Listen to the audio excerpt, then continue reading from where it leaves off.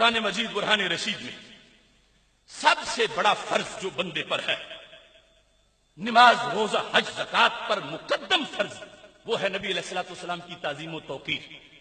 ایک فرض وہ ہے جو زندگی میں ایک بار ہے، ایک فرض وہ ہے جو سال میں ایک بار ہے، وہ مہینہ رمضان کا پہلے حج ہے زندگی میں۔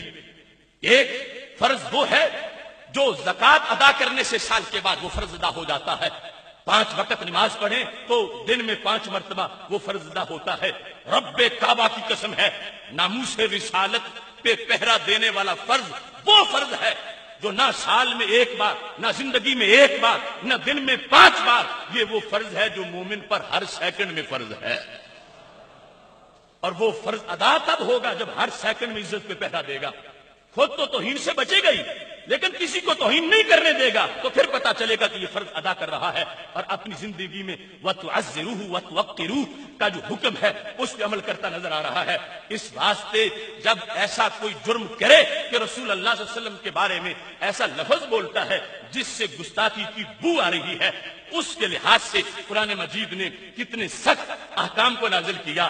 سخت بمانا اس انداز کے کہ جس چیز کا وہ حقدار ہے وہ مجرم، اس کی وہی سزا قرآن نے بیان کی ہے۔ اب کسی کو یہ حق نہیں پہنچتا، نہ ہم قرآن بدل سکتے ہیں، نہ کسی میں طاقت ہے، اور نہ ہی اس پر کوئی کمپرومائز ہو سکتا ہے۔ تو خالق کائنات جل جلالہ کے فرمان کے مطابق اس بدبخت کو جس نے توہین کی ہے وہی اس کی سزا ہے جو امت شروع سے لے کر آج تک وہ سزا دے کر مجرموں کو اپنا فرض ادا کرتی ہوئی نظر آ رہی ہے۔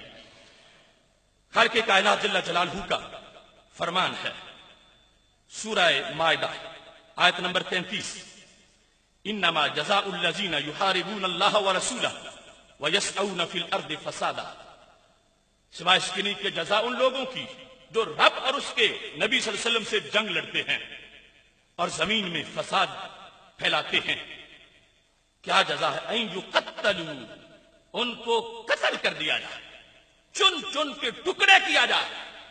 قرآن نے یہ نہیں کہا کہ این یقتلوا، قرآن میں این یقتلوا، یہ عربی کی بلاغت ہے کہ جو لفظ بولنے میں سخت ہوتا ہے اس کا معنی بھی اسی طرح شدت کا اظہار کرتا ہے۔ یقتلوا بھی بڑی بات ہے کہ ان کو قتل کر دیا جائے، مگر قرآن کہتا ہے این یقتلوا، شدت سے ٹکڑے ٹکڑے ان کے کیے جائیں۔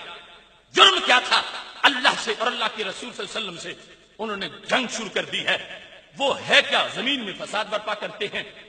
آج دیکھو، جس نے ایک مومن کو بلا وجہ قتل کیا اس کا کوئی جرم نہیں تھا، تو اس نے، ہم سمجھتے ہیں کہ اس نے غلطی کی جس نے مومن کو قتل کیا، لیکن جس وقت غلطی ہوتی ہے کسی کی اور پھر اس کو قتل کیا جاتا ہے، یہ انسان جس نے کسی مجرم کو ٹھکانے لگایا اور بالخصوص ناموس رسالت کے مجرم کو، اس کردار کو فساد فی الارض نہیں کہا جائے۔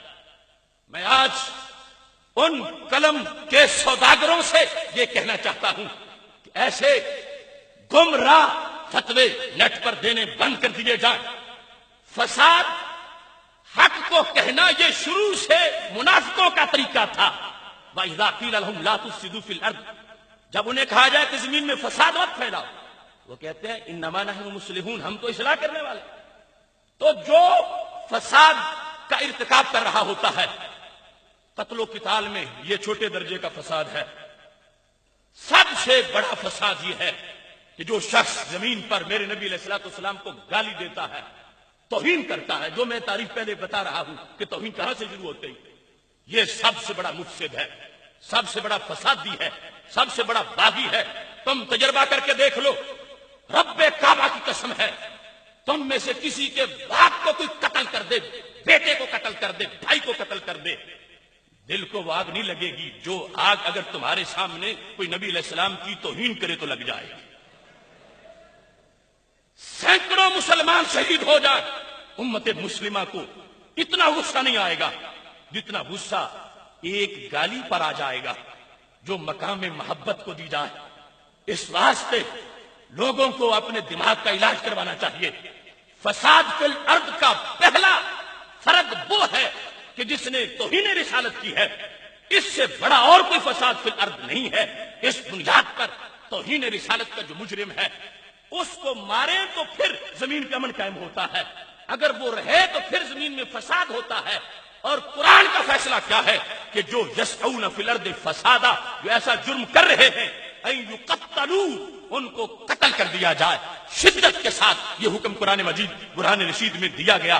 اب کسی فلاسفر سکالر کے پاس یہ گنجائش نہیں ہے کہ وہ اس کا انکار کر سکے، اور یہ فرشی قانون نہیں، یہ عرشی قانون ہے، یہ زمینی فیصلہ نہیں، یہ آسمانی فیصلہ ہے کہ رب ذوالجلال نے یہ حکم دیا کہ جب یہ جرم پایا گیا، سزا یہ ہے، رب چاہے تو کسی حکومت سے دلوائے، چاہے تو کسی بندے سے دلوائے، چاہے تو کسی حیوان کو ہی اس پر اللہ مسلط فرما دے۔